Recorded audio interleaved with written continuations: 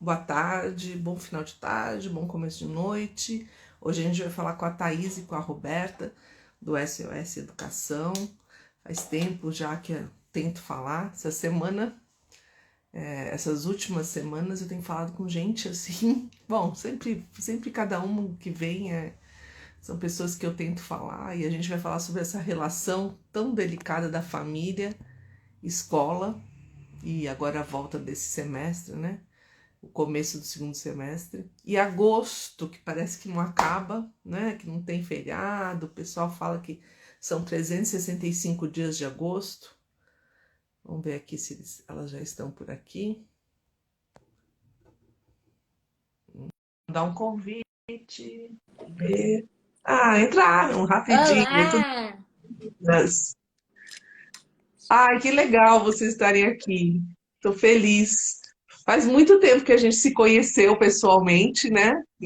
Acho que era do Cauíque, lá com o Marcos. Eu achava que vocês eram irmãs, depois que descobri que era mãe e filha. Eva, adorei! É minha irmã Sério, mesmo. Alguém te enganou falando que era mãe e filha. é verdade.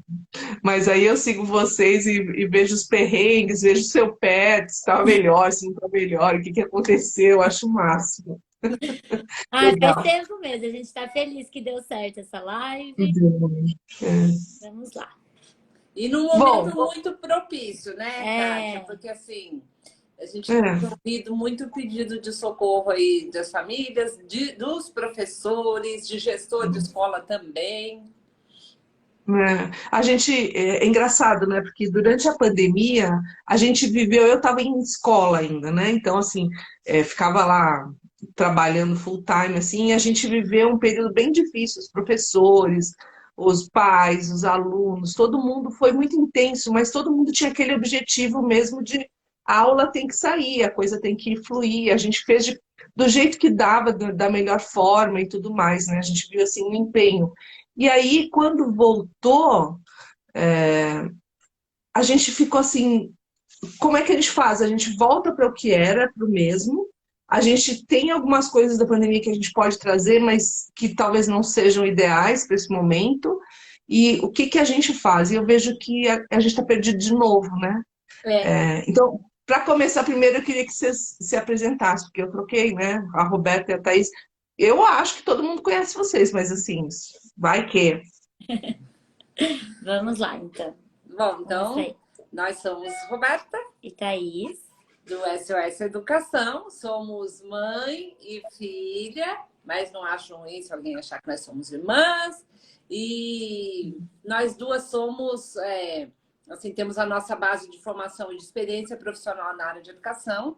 Eu sou formada em letras Eu sou formada em pedagogia. e nós fizemos, assim, uma coincidência muito grande da vida, que realmente isso não foi planejado e a gente geralmente não conta, é que nós duas temos pós-graduação em marketing.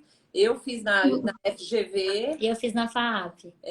e, de- e depois, e também nós temos assim vários cursos que nós fizemos fora do Brasil, em aprendizagem baseada no funcionamento do cérebro, em aprendizagem cooperativa, que nós fizemos na Universidade de Minnesota durante 4 anos. E a neurociência cognitiva entrou na nossa vida porque eu queria buscar a resposta sobre o que teria acontecido comigo, que eu nasci no nascimento de uma paralisia cerebral e todos os médicos diziam para os meus pais que eu teria dificuldade de aprendizagem. E felizmente isso não se concretizou. Eu sou o resultado da parceria família e escola e da expectativa positiva dessa família e dessa escola. E tenho assim como missão de vida devolver para a educação tudo que a educação me deu. E hoje nós somos especialistas na relação de família e escola e a gente viaja o Brasil, o mundo atrás dando palestras e hoje também com um trabalho muito forte nas redes sociais. Então, depois desde o ano passado, quando as aulas começaram a voltar para o presencial, num ritmo muito diferente em cada município do Brasil, né? A gente começou a acompanhar isso que você falou bem no comecinho, Kátia, desses dilemas aí do retorno, né? Apesar de todo mundo queria muito que voltasse, todo mundo estava esperando muito esse retorno, mas quando ele chegou, já estava todo mundo muito exausto, muito perdido. E, por exemplo, a tecnologia, que é um ponto que a gente viveu em overdose durante a pandemia, né? Acabou que muita gente achava, agora a tecnologia quebrou barreiras na educação, agora vai seguir adiante. E a gente começou a ver desde o ano passado, nesse retorno para o presencial, o quanto todo mundo estava realmente com essa overdose de tecnologia e dando passos até para trás do que estava antes da pandemia, querendo usar menos ainda. E sem contar que ninguém contava que os alunos voltariam para o presencial, o tão sonhado presencial, com essa dificuldade enorme de relacionamento entre eles e com a escola que eles estão tendo, né? E aí a gente começou o SOS Educação pelo Mundo pós-pandemia, em que a gente está visitando escolas de todos os continentes e eventos de educação de todos os continentes do mundo e de todos os estados do Brasil. E a gente começou isso no começo, quando foi em março desse ano, na BET Londres, foi a primeira cobertura que a gente fez. E a gente segue adiante aqui com essa missão de conseguir ajudar pais, professores, gestores de escola nesse retorno do presencial. Ai, que legal ver esse trajeto, porque assim, primeiro que marketing eu acho o máximo, né? E vocês trabalhando com as mídias deve casar bem, porque eu sinto falta disso, sabe, meninas? De alguém que entenda disso, porque eu não sei. Então eu sei da pedagogia mesmo, da neurociência e de outras coisas. E eu tenho uma história da minha irmã, Roberta, que é muito parecida com a sua. Ela nasceu, ela foi puxada por fórceps e teve uma mancha, assim, né, no cérebro. E aí falaram também para os meus pais, ela não vai estudar, ela não vai poder se formar. E ela se formou, ela estuda, ela trabalha, ela fez pós-graduação, é uma pessoa estudiosa, sabe? Então, assim, a gente vê que, às vezes, as expectativas... Eu acho que não é nem expectativa, mas, assim, não se sabe sobre o cérebro, né? E eu achei legal vocês terem começado com falado que vocês fizeram alguns cursos sobre aprendizado cooperativo e aprendizagem baseado no cérebro, porque eu acho que ali tem algumas respostas, sabe? Ali a neurociência ainda vai achar estratégias e baseadas tanto na parte cooperativa e colaborativa, quanto nessa parte do cérebro mesmo, vai achar ainda algumas estratégias que podem usar ou não tecnologia, né, Thaís? Não precisa ter sempre, mas eu achava que as escolas iriam parar e se repensar, mas foi o que você falou, estava todo mundo exausto, ainda está, porque é exausto, né?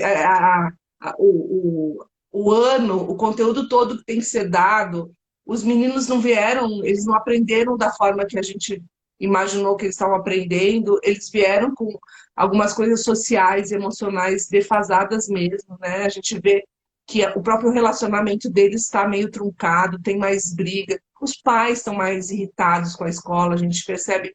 Eu fiz outro dia uma mediação de algumas mesas com diretores de várias escolas no Brasil todo. Eu passei o dia mediando mesa, sabe, de diretor. E todos eles falavam isso, que os pais estão mais irritadiços, eles estão cobrando mais, a relação não está legal. Então eu queria ouvir vocês um pouquinho sobre essa relação. O que vocês acham por que tem essa cobrança e não tem essa parceria? Então, eu acho que, assim, primeiro que existe uma expectativa, um desejo... Só um ponto, rapidinho, antes de você responder, só uma coisa que a Kátia falou, só para não perder, que eu achei muito legal que em algum momento você estava falando da neurociência, espero que a gente ainda descubra. Eu acho que esse ponto é muito importante, que muitas vezes hoje as pessoas falam da neurociência como se fosse a certeza de tudo. E a única certeza que quem realmente entende de neurociência tem é que a gente ainda não sabe de tudo sobre o que acontece no cérebro. E tem uma estudiosa de uma universidade que a gente estava agora junto com ela que ela fala muito sobre esse neuroparenting, né? Tipo, usar a neurociência para tudo da parentalidade. O quanto que... O primeiro ponto para você ver se a credibilidade que a pessoa tem é esse, de ter a consciência de que, assim, sobre o cérebro a gente ainda não sabe. A gente sabe poucas coisas e a gente vai indo com o que a gente sabe, mas tudo não tem como saber, né? Nunca, nem a neurociência, nem a psicologia, nem a filosofia, nem a pedagogia vão dar conta de tudo. O que eu acho legal, por exemplo, é que vocês vêm da educação, assim como eu, que tenho a primeira graduação em pedagogia. Porque eu acho realmente que quem vai pegar psicologia, filosofia, neurociência e tudo mais, e colocar ali em benefício a sala de aula, a escola, é o pedagogo, é o professor, né? O que está lá na sala de aula é a gente que entende um pouco disso. Mas eu acho que nunca a gente vai responder tudo. E aí tá a beleza da coisa, né? Não tem como. É claro que traz umas pistas legais, que a gente sabe, por exemplo, da importância do sono, da alimentação, do exercício físico, e de tantas outras coisas que ajudam, né? Mas não tem resposta mágica. Aliás, quando me perguntam assim, porque tem muita gente que fala aí que, né, que é neurocientista e não é tanto assim, né?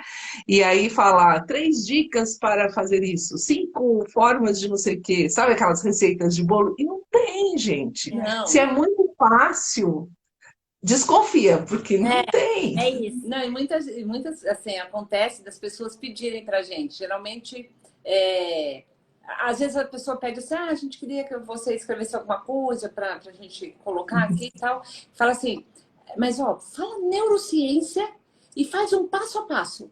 E a gente fala, pois é, não vai rolar, não é bem por aí. O que eu acho muito rico é que assim, diante as descobertas que foram feitas, quando colocadas na proporção adequada, com a consciência de que não existe varinha de condão, não existe mágica, já ajudam. Principalmente porque eu falo assim, que os pensadores da educação, a gente pegar lá atrás, Piaget, Freinet, todos esses que pensaram a educação sem ter o acesso que a gente tem a esse conhecimento todo que está disponível, eles arrasaram muito, porque eles fizeram tudo com base no comportamento e, por enquanto, muitas das descobertas, elas explicam o porquê o que eles propuseram funciona e onde tem ajuste que a gente pode fazer.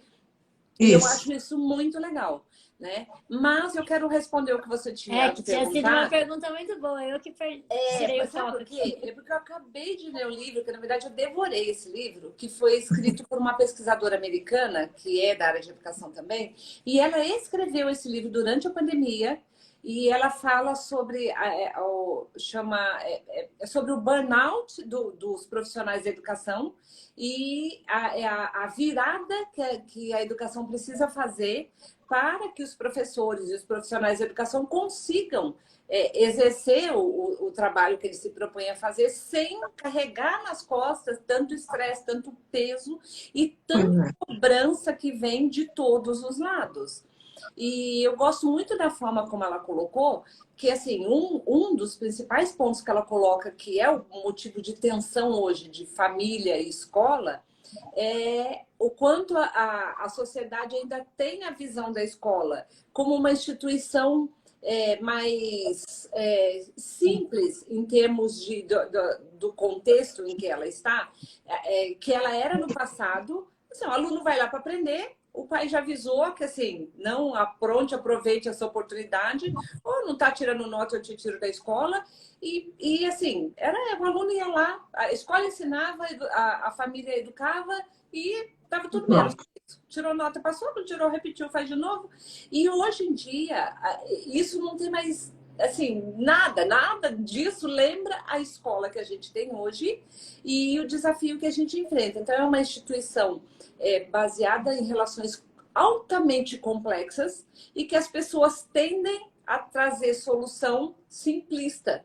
Então, assim, eu amo que ela fala isso e que a saída, primeira, a gente olhar para a escola e falar, não tem uma ferramenta, uma resposta, um único jeito que a gente vai encontrar para responder as questões todas que a escola enfrenta. E para a família, que fica ali angustiada, preocupada com o futuro do filho, desesperada com o presente do filho ali, que não quer estudar, não quer sair do computador, não quer sair do videogame, não quer fazer a lição, e coloca na escola de que tá ruim lá, não gosto, a professora não ensinou, a professora não explicou, e aí a família desesperada vai lá e cobra da escola como se a escola tivesse as respostas. E não tem, né? Não tem. Por isso que E dentro da escola existe uma pressão com os professores, com os coordenadores, com os diretores, que vem dos pais e vem de algum mantenedor ou de algum, sabe, de algum chefe ali, porque existe uma cadeia. E aí, assim, às vezes um pai que reclama uma coisa que não tem nada a ver, muda todo o trajeto da escola também, né? Às vezes Então, assim, eu acho que falta um pouco ali dessa interação, dessa conversa, de olhar para o aluno e falar, bom, a gente está aqui junto, família, e escola, e a gente quer o bem dele. Como é que a gente vai fazer para ele aprender? Né? Como é que a gente vai se juntar aqui, parceiros, né? E fazer? Porque quando a escola chama e fala que o menino não está aprendendo, que ele colou, ou que ele qualquer coisa, não é porque ele aleatoriamente, lá com 2.000 alunos, escolheu o seu filho, né? Para pegar no pé. Não é isso. É porque quer sinalizar e quer dizer. Então, assim, eu acho que falta muito essa conversa. Mas, ao mesmo tempo, a escola não tem tempo de fazer essa conversa, né? Então, e aí que E tá. nem ferramentas, né? Hoje que estão surgindo essas ferramentas, isso da neurociência, dessa relação família-escola e de entender sobre isso, porque também às vezes a escola chama o pai para falar, por exemplo, o seu filho não está prestando atenção, o seu filho fez tal coisa, mas o pai vai para casa e ele não sabe o que fazer com essa informação. Tem pai que Exato. até bate no filho, até hoje em dia isso acontece. E nós conhecemos também um professor, um pesquisador, escreveu um livro também super legal, da Universidade da Virgínia, nos Estados Unidos, Daniel Willingham, o nome dele. E ele no livro dele, então, no livro, e nós tomamos um café com ele, tivemos uma conversa super legal, e ele fala que assim, a sugestão dele para a escola é se organizar de uma forma que alguém, ou todos, né, mas que a escola encontre tempo para educar a família, no sentido de que Exato. a família não sabe o que fazer. Então, assim, os dois lados têm boas intenções em relação ao aluno, só que, como a cobrança da família toma muito tempo e energia do professor e dos gestores, parece assim, ai meu Deus, lá vem aquela mãe de novo.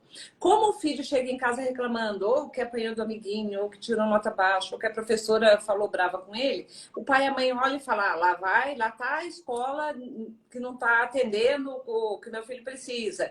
E eles não conseguem tirar tempo e enxergar que, assim, cada aluno ali, cada criança, cada adolescente é um desafio para a escola e para a família, porque realmente é mais difícil hoje formar, educar, do que pela complexidade que a gente enfrenta do que era no passado. E ninguém vai conseguir sozinho. Nenhum. E também a gente vê muitas escolas modernizando a parte, por exemplo, da comunicação com os pais, com agenda eletrônica, com vários outros recursos que são importantes de modernizar mesmo, mas a gente está batendo muito na tecla do quanto que também precisa modernizar a forma dessa comunicação, não só o recurso que ela é feita, que usa para ela. Igual a gente fala para o professor que não basta colocar o projetor, o data show na sala e dar a mesma aula com slide, isso não significa que ele se adaptou para envolver os alunos. É a mesma coisa para a escola na comunicação com a família. Não basta colocar uma agenda eletrônica. Hoje a gente tem perfis muito diferentes de famílias. Aqui no nosso Instagram, minha mãe faz uma sátira, né, das mães do grupo. Eu vejo. Mas assim, isso é uma brincadeira que a gente faz, acaba mais leve, né? Deixando mais leve. Muitas mães se identificam lá, mas realmente existem vários perfis de família. Não tem mais como, com um bilhete grandão lá do texto que a escola manda, ela conseguir chegar em todos esses pais. E também a comunicação ser mais abrangente, no sentido de... Tem um episódio da minha vida que eu conto, quando eu conto a minha história, que meus pais contavam muito isso, que a diretora da escola, a equipe de coordenação, chamou meus pais para uma reunião para perguntar se em casa tinha alguém que falava inglês, porque eles estavam surpresos do quanto eu tinha facilidade para aprender inglês quando eu cheguei na 5ª série. E aí meus pais explicaram que não, meu pai era pedreiro, minha mãe era dona de casa, eles estudaram até 3º ano de escola. E meu pai saiu dessa reunião da escola e foi procurar um curso de inglês para mim, que ele pensou, vou investir nesse talento que ela tem. E aí, a moral da história, quando eu conto isso, é assim, Quantas vezes hoje, eu pergunto para um gestor escolar, quantas vezes ao longo desse semestre você conseguiu parar e chamar uma família para contar uma coisa positiva que você viu um aluno fazendo? Até faz isso junto com aquela coisa assim, vou falar uma coisa positiva junto com a dificuldade, Mas né? Para não chamou para ficar tão contar que ruim. teve um Mas problema. para falar, não. É, É muito difícil, porque assim, é muito corrido. E eu acho que eu tinha um orientador, quando eu fui diretora de uma escola grande aqui em São Paulo, eu tinha um orientador que ele falava assim, ele não era de escola, ele veio, ele era um psicólogo e tal, e ele veio ser orientador, porque eu convidei, ele falava assim, é engraçado, aqui vocês jogam um tênis, ping-pong, um joga a bolinha para o outro não pegar. E a gente devia jogar frescobol, um jogar a bolinha para o outro pegar, né, para sair essa conversa. E eu acho que justamente isso, eu vejo assim, os professores falam, mas os pais isso, os pais aquilo, né? Os pais falam, mas os professores da escola. A escola fala, mas os professores e os pais. Então, assim, fica um jogando a bolinha para o outro não pegar, é. né? E eu acho que essa parceria talvez seja a grande resposta, né, das questões da escola. É o que você falou. É É, quando a escola chama para falar uma coisa boa do meu filho, ou quando eu vou lá para elogiar o trabalho de um professor. exatamente. Também, É, É, né? E aí, para essa relação de parceria, ela é desafiadora, porque assim, muitas pessoas pensam que uma relação de parceria que funciona é a relação ganha-ganha, que é eu ganho e você também ganha. Só que a única parceria realmente de sucesso é a cede-cede, não é a ganha-ganha. Porque assim, é o exercício de ceder em momentos que não tem, principalmente a escola, ela não tem como atender o que seria o mundo ideal para cada família de cada aluno. E nos momentos mais simples, por exemplo, uma festa junina, nós já fomos fazer reunião com pais, famílias de uma escola, porque virou uma guerra por conta da data da festa junina. Mas uma guerra que, assim, estava impossível de seguir principalmente em uma turma, por conta da data da festa junina. Então, assim, não tem como a escola atender individualmente cada um e alguns vão ter que ceder em alguns momentos para que o coletivo funcione e como exemplo para as nossas crianças e adolescentes que nesses 2 anos que ficaram fechados em casa, elas não tiveram oportunidade de aprender pelo exemplo como é que a gente desenvolve relacionamento social. E se a família Exato. não modelar de forma positiva, nós só vamos cavar um buraco cada vez maior que vai ser muito difícil tirar nossos filhos de lá. Porque se tem assim, uma certeza que vem de estudos recentes também, é que a conexão com pessoas, pessoas, né? né? É Uhum. fundamental para o processo de aprendizagem fluir. E quanto mais esse clima pesado de bullying, de estresse entre os alunos dentro da escola durar, mais as lacunas de aprendizagem vão se agravar também.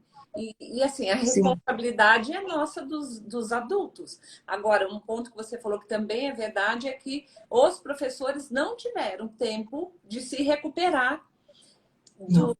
da tortura que foi, a mudança para o remoto, depois o rodízio, depois essa volta para o presencial atribulada também. Muitos estão desistindo da profissão, né? A gente está vendo muita gente perdendo mesmo a Eu vontade vi, de eu vi continuar. uma pesquisa que é 60% dos professores no mundo pensam em desistir da profissão. E assim, eu vou dizer que eu sou apaixonada pela educação há anos, né? 38 anos em escola, mas eu não aguentava mais. Eu estava muito cansada, foi muito cansativo. E assim, eu só não fui diagnosticada com burnout porque minha mãe faleceu. Eu perdi minha mãe, né, no final, no comecinho desse ano. E aí não deu tempo de eu correr atrás disso, mas assim, eu tenho quase certeza. Porque realmente era muito cansativo. Eu atendia muitos pais, muitas famílias, e fazia essa mediação entre o professor, o pedagógico, os pais. E realmente as relações são muito difíceis e o aluno, ele percebe isso. Porque ele percebe que o pai não endossa a escola não endossa o pai, e ele está ali no meio. Não é que é assim, eu sou um ser maquiavélico, estou aqui manipulando. Não. mas ele está numa zona de conforto, porque ele não tem, a escola não cobra tudo que poderia, e talvez não saiba nem a forma de cobrar, porque a avaliação talvez não seja a melhor forma ali de verificar se ele sabe ou não. A família também não cobra, né? Porque também acha que tem uma responsabilidade da escola, e ele tá assim, o que eu tenho que fazer? Sabe? Eu acho que o Também, aluno também está perdido. e também a gente está vendo muita família e escola com medo de cobrar, porque o peso, o desafio das questões emocionais está tão grande que aí a gente Tá. vê mãe falando, nossa, tem medo de falar não, tem medo de cobrar, com medo do que o filho possa fazer, de alguma, né, uma coisa muito negativa que Claro, ele pode fazer por estar desequilibrado emocionalmente. Então, tá realmente no momento que tá muito difícil, porque daí esse aluno vai para a escola sem limite nenhum, sem, né, sem motivação para estudar, e aí o professor tem que lidar com isso, e aí o que a gente está vendo muito também acontecendo é caindo em cima do gestor de escola, do coordenador, do orientador, meio que um cabo de guerra ali entre aluno e né, professor, e agora quem que você vai ajudar? A família. E então eu acho que é um momento em que pessoas como nós, assim, você, nós, que somos da educação, mas não estamos exatamente no olho do furacão, a gente é muito importante, porque a gente precisa levar energia para essas outras pessoas que estão lá no olho do furacão e não conseguem sim. enxergar, né, fora dessa perspectiva que elas É, têm. a gente está de fora, descolada daquela situação, e eu acho que pode levar não só através de palestra, de assessoria, de orientação parental, principalmente, que é uma coisa que eu tenho feito, né? Porque assim, eu acho que na hora que a gente para, todo mundo, vamos olhar esse filho e vamos ver, porque todo mundo quer que ele aprenda. A escola quer, o pai quer. Qual escola que vai dizer, não, eu não quero que os meninos aprendam? Eles querem. É, Eles querem ensinar esses meninos, eles querem que os meninos tenham sucesso na vida, eles querem que seja um médico, advogado, querem que seja qualquer coisa bem feita, sabe? Um ser humano melhor. E esses pais também. Então, quando você junta todo mundo. Agora, uma coisa que eu também vejo, meninos, não sei vocês, mas assim, de dentro da escola a gente percebe que quando tem alguma dificuldade de aprendizagem, um aluno, aí procura uma psicóloga, procura alguém que trabalha ali, um psiquiatra às vezes, procura dois, três, uma fono, dois, três profissionais, e também essa conversa entre esses profissionais e a escola, ela acontece de uma forma muito truncada. Então, você consegue, por exemplo, falar com a psicóloga hoje, você consegue falar com a fono daqui a 3 semanas, aí quando você vai falar com o psiquiatra daqui a um mês, já mudou a história da psicóloga. Então, não consegue juntar. E essa parte também dessa coordenação desses especialistas, a orientação parental consegue fazer, né? Ela consegue falar assim, não, vamos juntar todo mundo, vamos ouvir, eu levo para os pais, levo para a escola e a gente organiza, porque fica uma coisa meio... A escola não tem tempo, mesmo a orientadora educacional que está lá para atender os pais, quantos pais ela tem, né? Para atender. Então, assim, não tem tempo de falar com todos eles. Então, tem várias coisas que eu acho que a gente que está de fora pode ajudar, né? E eu acho que se todo mundo parar e falar o que a gente está fazendo aqui, simples assim, né? O que a gente está fazendo aqui? Para que existe a escola? Para que eu estou ensinando? E cada um olhar para si e falar o que eu posso fazer de melhor e não o outro não faz, né? Então, aquela mãe que vira, eu acho que as mães que seguem vocês duas devem estar com esse objetivo, com certeza, né? Querendo ajuda, né?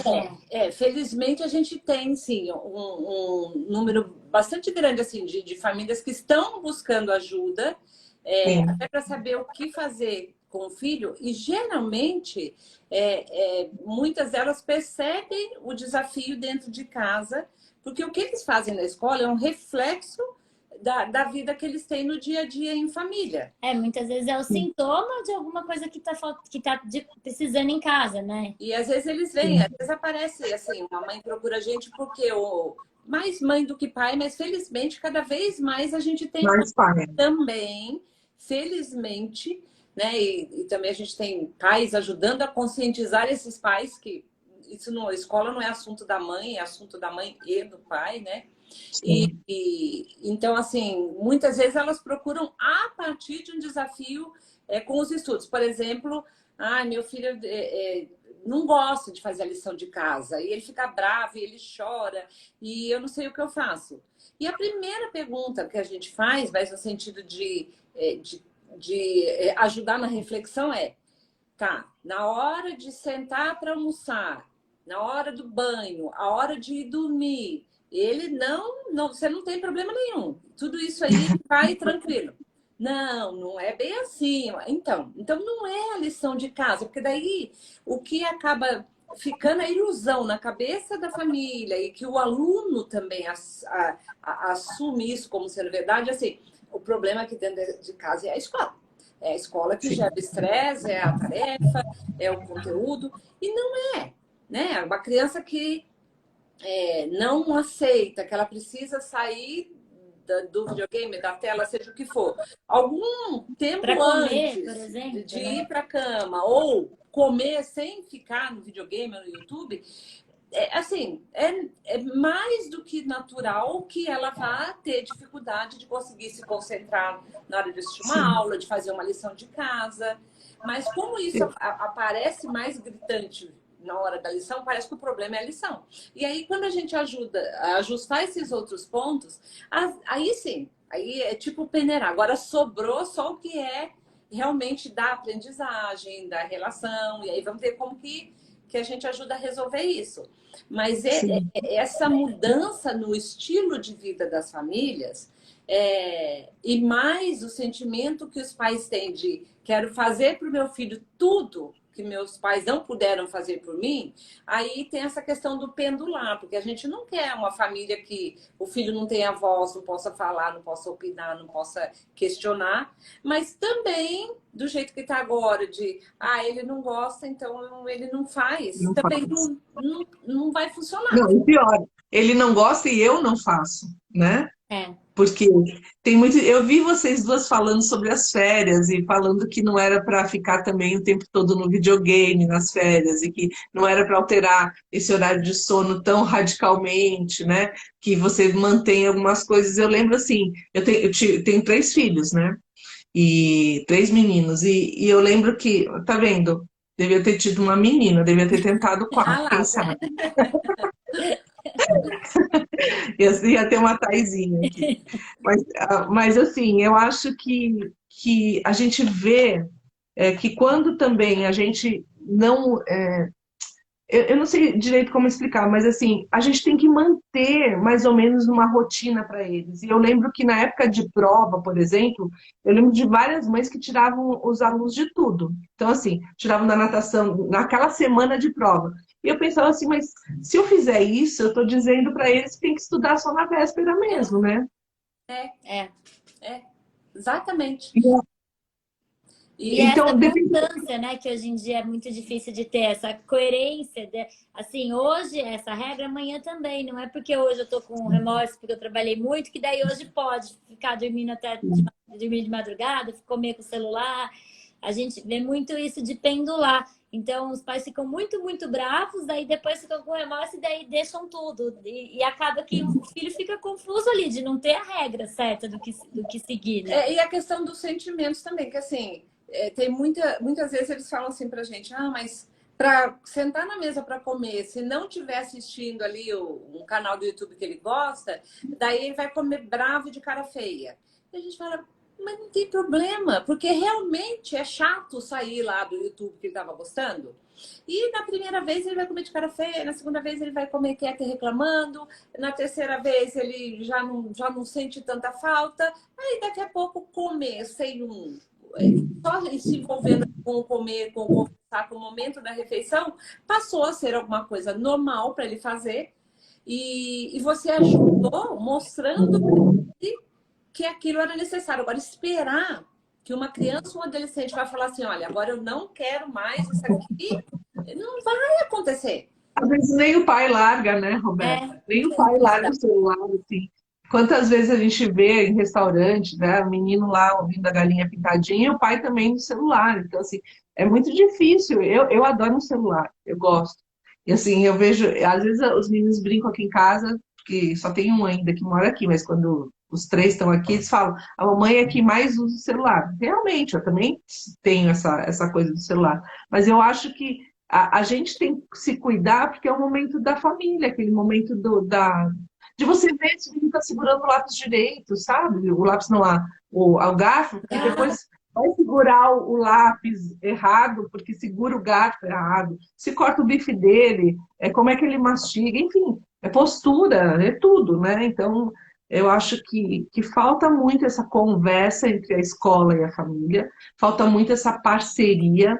E o contrário é verdadeiro quando vocês falam ali, a família vê que ele não faz a lição, mas ele também não toma o banho com tranquilidade, ele não vai deitar com tranquilidade. O contrário também é verdadeiro. Às vezes na escola ele foi mal numa prova, mas é porque ele não aprendeu a estudar. E não é só numa prova, é em vários aspectos. Então também na escola às vezes não tem tempo de um professor conversar com o outro, né? Sabe aqueles antigos conselhos de classe que se fazia, né, dentro da escola?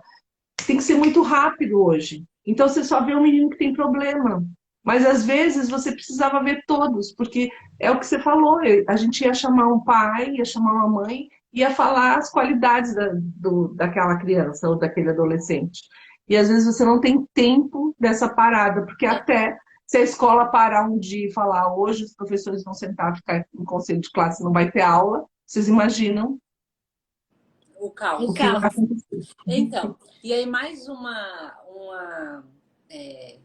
assim, um ponto importante desse livro que eu falei, é Patricia Jennings, o nome dela, que ela coloca sobre uma pesquisa que foi feita por um professor australiano, um pesquisador australiano, que mostrou que o sentimento de eficácia coletiva que os professores de uma escola têm impacta mais a aprendizagem do que qualquer outro fator que até hoje nós achávamos ou sabemos que influenciam na capacidade de aprendizagem.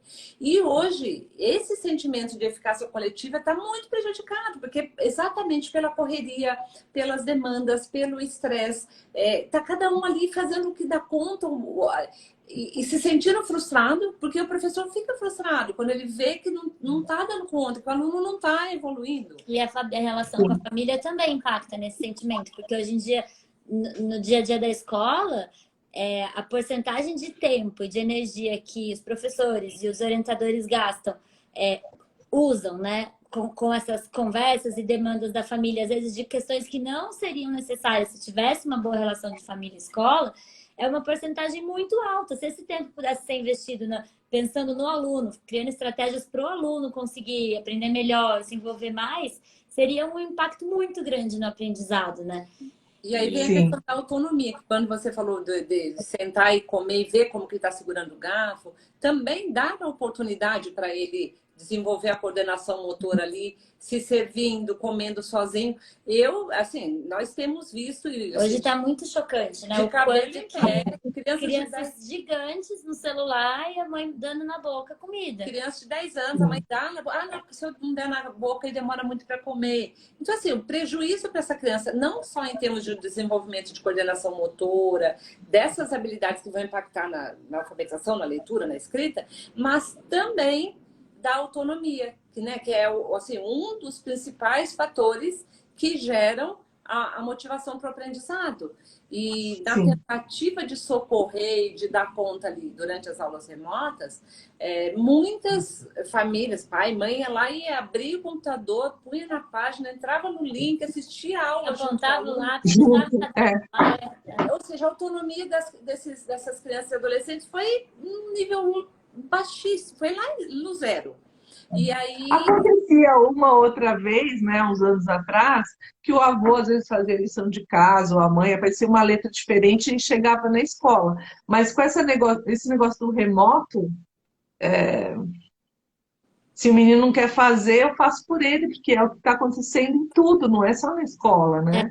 Então, temos relato de mães que falaram que fizeram a prova da escola pelo filho, falaram assim, o quê?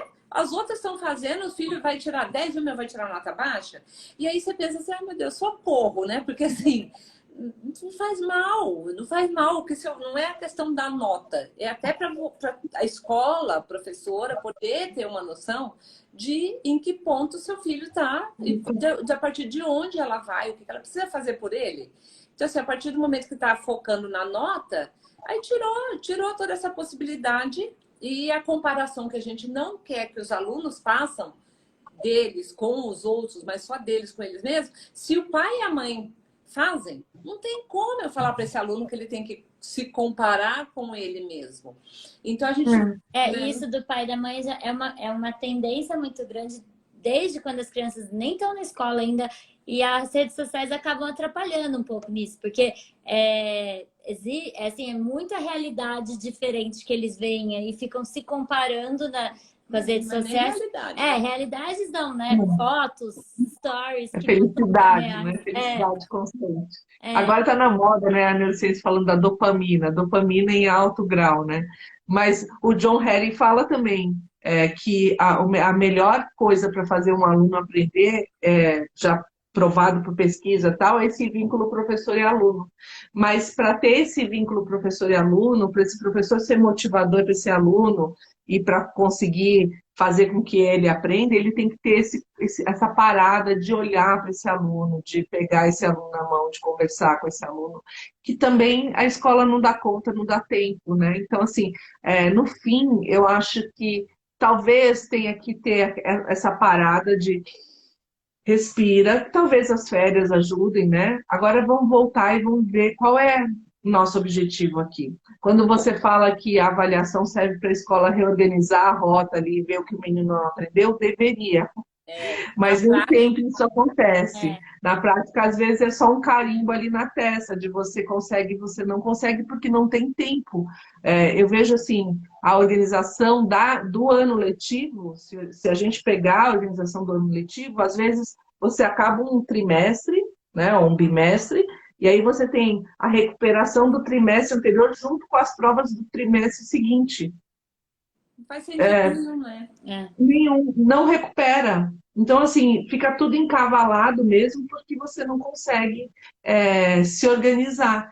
E aí você tem um monte de coisas externas, né? Aqueles famosos grupos de WhatsApp de pais que fazem arrepiar o pelinho de todos os professores, né? O que vocês acham sobre isso? Então, a gente sempre fala que poderia ser uma ferramenta muito poderosa para ajudar uma turma ali, tanto as famílias quanto os alunos, mas só que é usada da maneira errada. Ali vira uma reunião de condomínio, né? Muitas vezes tem uma situação que é exclusiva de um aluno, que aconteceu com um aluno, e isso é levado para o grupo, no sentido de colocar um fogo aqui para todas as mães irem lá protestar contra alguma coisa, e a história geralmente nem é aquela. Enquanto isso, estão as mães desse mesmo grupo lá desesperadas porque o filho não sabe fazer uma atividade que veio de lição de casa, e não ocorre nem para nenhuma delas de falar para o filho assim: olha, liga para o seu amigo e pergunta como é que ele fez. Chama ele por vídeo e pergunta se ele conseguiu fazer essa atividade, como que ele conseguiu. E aí, e mesmo a questão de relacionamento social das crianças aí, que tá muito prejudicada. Imagina você ir no grupo de WhatsApp, combinar com duas mães que no sábado vocês vão num parque, numa praça, para os filhos brincarem ali juntos. Isso é sensacional, é tudo que precisaria acontecer. Mas virou uma ferramenta de vamos nos unir como se fosse necessário a gente formar um grupo aqui muito forte para combater o que a escola está propondo, ou para protestar contra a professora que meu filho não gosta. E aí é um desgaste muito grande de todo mundo, e com vários perfis, como o ser humano tem perfil diferente ali dentro do grupo também. Então a gente tem as mães que falam: eu nem entro, nem participo porque eu não tenho paciência. Aí tem a outra que tenta até unir o grupo ali, mas que de forma alguma ele é usado no sentido do que poderia, porque para dar conta desse desafio, que é conseguir que as crianças e adolescentes encontrem o equilíbrio da convivência no mundo real e das telas, de vencer todo o estresse que foi gerado pela pandemia, precisa ser família e escola junto, e a rede de apoio que a gente não tem mais de morar perto do pai, da mãe, dos primos, poderia estar ali, porque as mães de uma mesma sala têm filhos na mesma idade e enfrentam os mesmos desafios. Então, ali seria um grupo de apoio que poderia tornar mais leve para todo mundo esse dia a dia. Mas Mas o grupo dos adultos tem se unido para o cancelamento ou para a polarização. E isso acontece em todos os lugares, né? E eu vejo o modelo que a gente está ensinando para os nossos filhos. Quando você não consegue conversar com um parente, por exemplo, que vota numa pessoa diferente.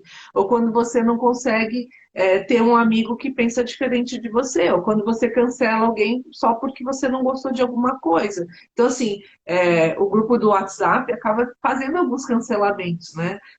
Algumas coisas com professores, né? Às vezes consegue até demitir um professor. Eu já vi em grupo de WhatsApp de filho assim, vou conseguir fazer com que esse professor saia da escola, né? E eu não vejo assim a gravidade, porque também, a não ser que seja um caso, né, muito sério ali de alguma coisa que o professor tenha feito, é tudo falável, né? Tudo dialogado, tudo. Tinha até um comentário aqui disso, experiência. ó, a Silmara falou, professora descartável, como vai criar vínculo? Eu fui demitida porque estava muito próximo dos alunos.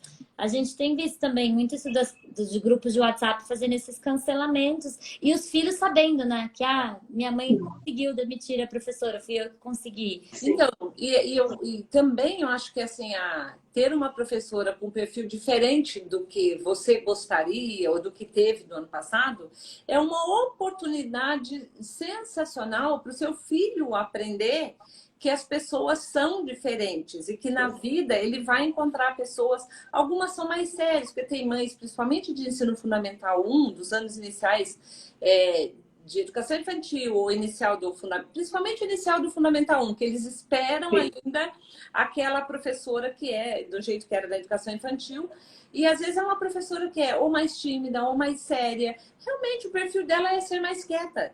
E não significa de maneira alguma ou que ela tenha menos carinho ou atenção com os alunos, mas requer sim uma adaptação por parte do aluno e da família, porque aquela professora é mais fechada, né, dela. E muitas vezes tem uma demanda gigantesca por tirar essa professora, ela não tem o perfil, minha filha não gosta como gostava da professora do ano passado, e a gente fala, mas gente, olha só que legal o seu filho aprender que no mundo tem pessoas desse jeito também. E não é uma professora, lógico, de maneira nenhuma a gente é a favor da professora faltar com respeito ou não ter carinho pelo aluno. Mas ser mais fechada, ser mais séria, não diz nada sobre a competência dela como professora, nem da relação com os filhos, né? Mas aí entra também a importância de cuidar da saúde emocional do gestor de escola, que se vê muito encurralado ali nessas questões de que a família traz, que o professor, que o aluno, e acaba que ele não cuida dele mesmo, porque realmente não sobra tempo. E aí acaba tomando algumas decisões assim, por impulso mesmo, de nossa, não aguento, vou resolver isso assim, né? Hoje E o que a gente vê é muito trabalho da parte do gestor e do professor, muito trabalho mesmo, eles têm muito trabalho. E aí talvez é aquilo que você falou, a gente que está de fora, fazer uma limpa, ó, isso aqui realmente você tem que investir seu tempo e sua energia, e isso aqui talvez seja mais descartável, que a gente possa deixar para uma segunda hora. Qual é a sua prioridade? É priorizar mesmo, né? Olhar ali o que você tem que fazer. E eu acho que cuidar da sua saúde mental, da sua energia, né? Do seu emocional, da sua parte física também, porque a gente vê professores doentes e que não vão, que usam as férias para fazer cirurgia, que usam as férias para ir ao médico, porque não tem tempo durante o ano. Então, assim, a gente vê uma avalanche de coisas ali que sobrecarregam a escola também, o professor, né? Então, e a gente tem falado também dentro dessa complexidade que a gente vive hoje, da importância de ter bons parceiros, Kátia, porque assim, não tem como a gestão da escola dar conta da internet, do computador que quebrou, do sistema da agenda que não está funcionando, do aviso, que agora tem algumas empresas fazendo o aviso que o pai saiu de casa, está vindo buscar o filho e tal. Então, assim, fazer boas parcerias com empresas que têm soluções que de fato ajudam a escola, mas que não Sim. colocam isso lá dentro e vão embora e se vira com isso, torna mais leve o dia a dia e abre tempo para a gestão e os professores cuidarem daquilo que só eles podem cuidar. Então, fazer boas parcerias é fundamental. E a gente fala, tá, mas como eu vou saber se é bom parceiro? Bom, é aquele que conhece Que e não te sobrecarrega. quer entender. Não vai chegar lá, te vender alguma coisa e ir embora. Então, a escola às vezes também procura essa receita de bolo, né? Então, vem cá, você faz 3 encontros com meus professores e aí resolve, né? Faz um grupo de estudo ou me traz um projeto, uma assessoria, traz um projeto pronto. E às vezes quer dizer, 100% das vezes é isso. Você tem que conhecer o funcionamento da escola, você tem que ver o que funciona para aquela escola, mesmo com os pais, né? Eu tive escolas que eu fiz reunião com todas as classes, com pais de todas as salas, ouvindo mesmo. Sabe aquele negócio de vamos sentar e vamos ouvir? Quais são as demandas? E falar mesmo, eu lembro de uma das salas que o pai falou assim, porque eu queria que meu filho saísse daqui um atleta, competisse para a Olimpíada, com não sei o quê. Aí eu falei, bom, isso poderia até ser função da escola, se fosse uma escola diferente, mas não é função dessa escola, isso aí é um clube, né? O que você está querendo é uma função de uma outra coisa. Então, assim, também limpar as expectativas dos pais, porque às vezes eles têm algumas expectativas que nem combinam, às vezes, com a personalidade dos filhos, né? Você vê ali o pai esperando que ele seja médico e o menino não consegue dissecar ou ir nas aulas de laboratório e fazer uma experiência mínima. Então, não que isso seja determinante, mas assim, a escola percebe algumas habilidades, né? Então, E a eu acho escola vira esse centro de angústias e expectativas da família, Frustrada. de frustrações que às vezes nem são mesmo da escola. Então, durante a pandemia teve muito disso, né? Não tinha como o pai e a mãe brigarem com o governo, brigarem com o emprego deles, brigarem com todas as instabilidades que a gente estava vivendo, e a escola virou o canal de despejo de angústias. E isso. eu acho que esse é um dos motivos do também do estar tão difícil hoje, porque a gente vem de 2 anos em que a relação de família e escola ficou muito estremecida. A gente participou de reuniões que você estava também, né, no dia a dia da escola, do quanto que, às vezes, ao estar tão desequilibrado, os pais acabavam xingando mesmo quem estava ali na frente deles. E a gente via, por exemplo, a gente passava madrugada com o gestor de escola preparando, reorganizando os mapas lá de reabertura no MAB, né? Daí, no dia seguinte, na reunião de pais, os pais despejavam xingamentos, como se realmente o gestor não tivesse feito nada ali, né?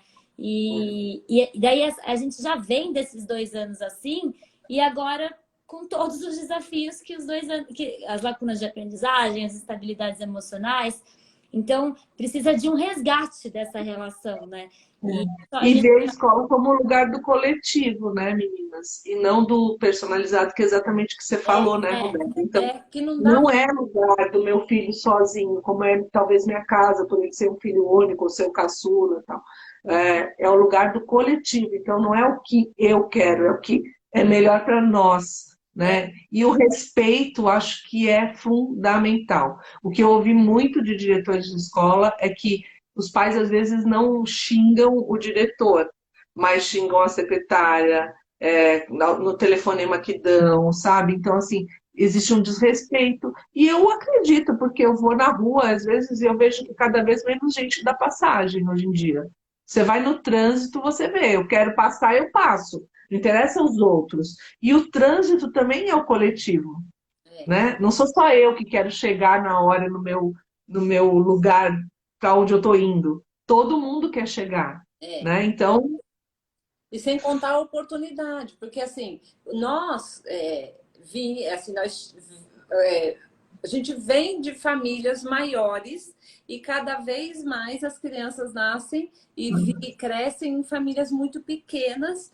Então, é na escola que elas têm a oportunidade de aprender a conviver, inclusive com outros pares, sejam crianças ou adolescentes, da mesma idade, que têm as mesmas necessidades, as mesmas ansiedades ali.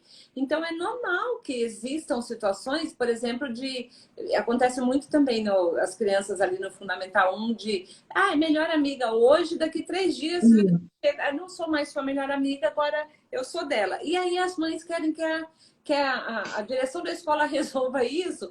Mas assim, é uma situação normal, filha. Ela não quer mais ser sua amiga? Ah, tem mais 20 lá, tem mais 10 para você ser amiga. Vamos convidar no final de semana. E não estimular para que a sua filha ache que não, mas eu quero que seja ela minha amiga. E a escola que dá essa oportunidade. Tem que resolver isso, né? E essa oportunidade dava pra gente ficar aqui, Kátia, você Tá acabando, falando. Eu queria um recado final de vocês, para quem está nos ouvindo, e agradecer muito, muito, muito. Foi muito legal o papo. E contem comigo quando vocês quiserem. Estou aqui para trocar figurinhas. E é isso. Fazer mais, e aí, assim, acho que o recado é que realmente está desafiador, mãe, pai, não é você que está fazendo tudo errado, é que o mundo está realmente muito desafiador e só tem uma saída, que é não tentar fazer isso sozinho e confiar na escola que você escolheu para ser a sua parceira no que a gente faz de mais importante na vida, que é a educação dos filhos, para eles construírem o que eles quiserem depois.